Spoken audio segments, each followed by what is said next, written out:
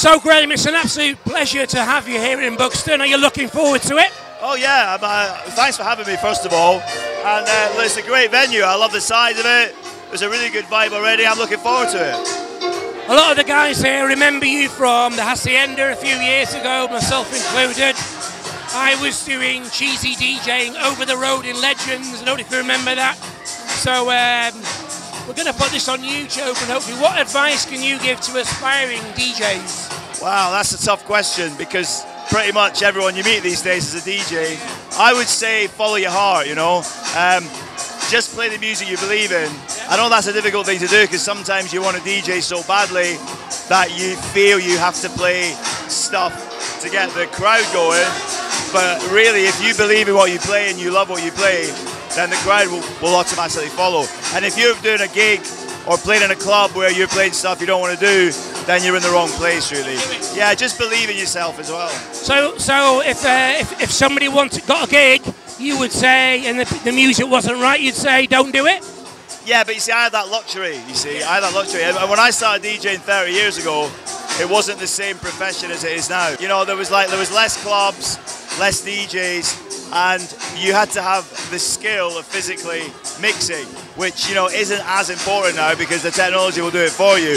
But if you can use that technology to stand out and be different from everyone, but remember, it's not about you, it's about the people on the dance floor. And I can see this new breed of DJ who thinks it's all about them. A good DJ should be able to pick great tunes and entertain the crowd, and everyone goes so happy, right? If you're finishing a set and you're really like angry or not happy, and you think, oh, the crowd weren't getting it, then there's something wrong there, and you should maybe think about it. Where would they get inspiration? Where's the good idea? Look online. There's loads of great sites. I mean, TripAdvisor is a good starting point. Obviously, follow DJs that you admire on Facebook as well.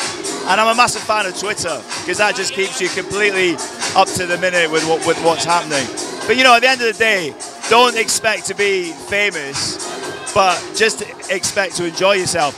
And if you are good, if you're genuinely good, people will talk about you, and you'll get more bookings, and just take it from there. But be patient as well. So maybe it might be a good idea to play out free at a local club and go along and do your thing?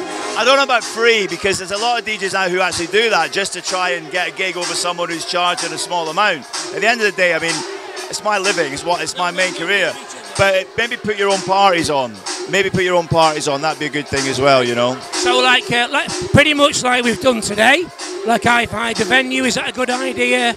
And then get somebody like yourself to come down? It is, or even if you can get a warm-up gig for a well-known DJ. But on the subject of being a warm-up DJ, one thing that you should never do is, I hate it when DJs are warming up for me say, what do you want me to finish on? Or how do you want me to end my set? I'm like, just do your thing. I don't care. There's like millions of tunes out there. There's enough to go around. So just concentrate on your own game. Don't worry about who's on after you. And the only thing is, if you're warming up for someone well known, don't play any of his remixes, or don't play any of his productions, you know.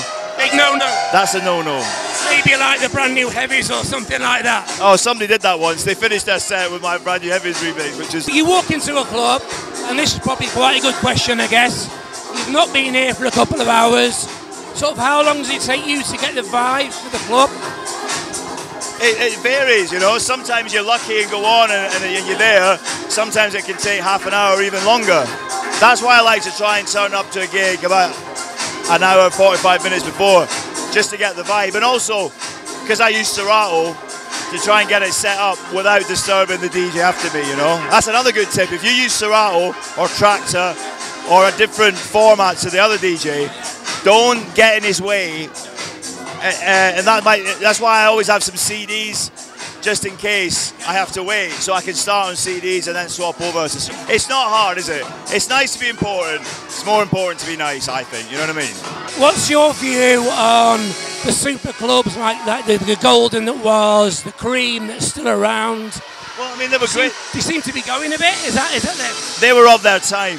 I mean, now people have got so much choice. I mean, like, whether you're in Buxton, Liverpool, Manchester, Glasgow, London, Derby, Nottingham, or little small towns like Morecambe or Southport, everywhere's got a club.